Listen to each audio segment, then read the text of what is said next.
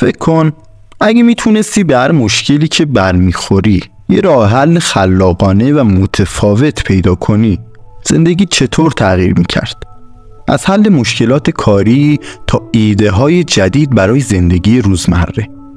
خلاقیت همون چیزیه که میتونه معجزه کنه. چند روز پیش وقتی داشتم شام میخوردم یه سوال ذهنم رو به خودش مشغول کرد.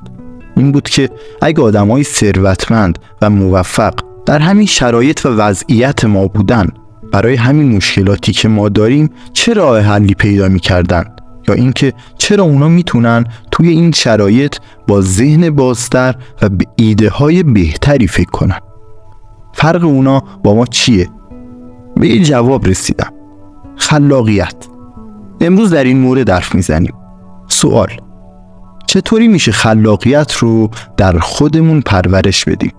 جواب: با من همراه باش تا بهت راه‌های ساده و کاربردی برای افزایش خلاقیت رو نشون بدم.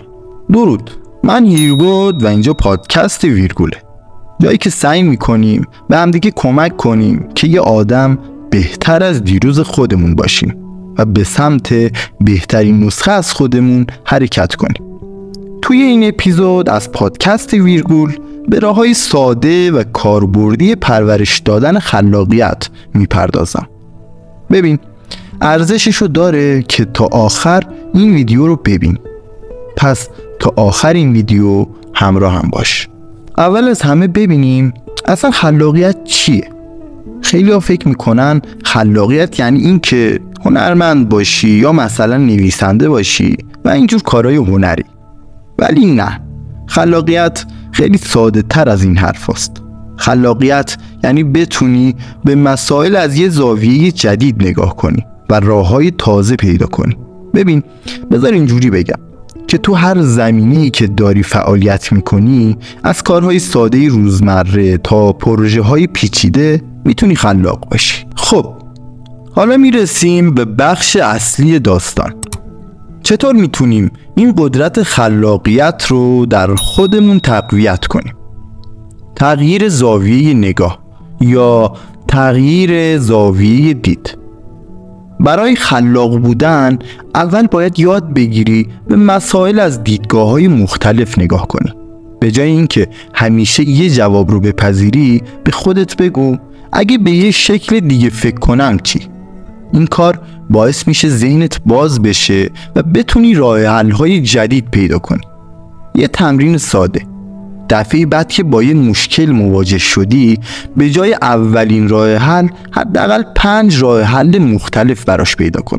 از راحتی و دایره امن خودت بیرون بیا. آدما تو منطقه راحتی خودشون گیر میافتن و خلاقیتشون میخوابه. اگه همیشه کارهای تکراری انجام بدی، مغزت هم به اونها عادت میکنه. پس وقتشه که چیزهای جدید امتحان کنی. از امتحان کردن غذاهای جدید تا رفتن به جاهای ناشناخته. همه اینها مغزت رو تحریک میکنن تا متفاوت فکر کنه. از شکست خوردن نترس. خیلی از ماها از شکست میترسیم و همین ترس خلاقیت رو سرکوب میکنه. یادت باشه هیچ ایده ای از همون اول کامل نیست. باید امتحان کنی، شکست بخوری و از هر شکست یاد بگیری تا به ایده های عالی برسی. پس اگه ایده ای داری، امتحانش کن و از شکست نترس. با آدمای خلاق معاشرت کن. همیشه گفتن که هر آدمی میانگین 5 نفر دور و برشه. اگه با آدم‌هایی معاشرت کنی که خودشون خلاق و پر از ایده‌های جدید هستن، به مرور خلاقیت تو هم شکوفا میشه.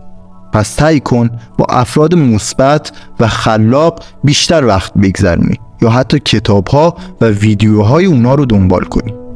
تمرینات ذهنی و فیزیکی داشته باش. یه راه عالی دیگه برای تقویت خلاقیت انجام دادن تمرینات ذهنی و فیزیکی. بازی‌های فکری مثل پازل یا سودوکو، ورزش‌هایی مثل یوگا یا حتی پیاده روی، همگی به مغزت کمک میکنن که راحت‌تر ایده‌های جدید رو پیدا کنه. پس همیشه مغزت رو فعال نگه دار.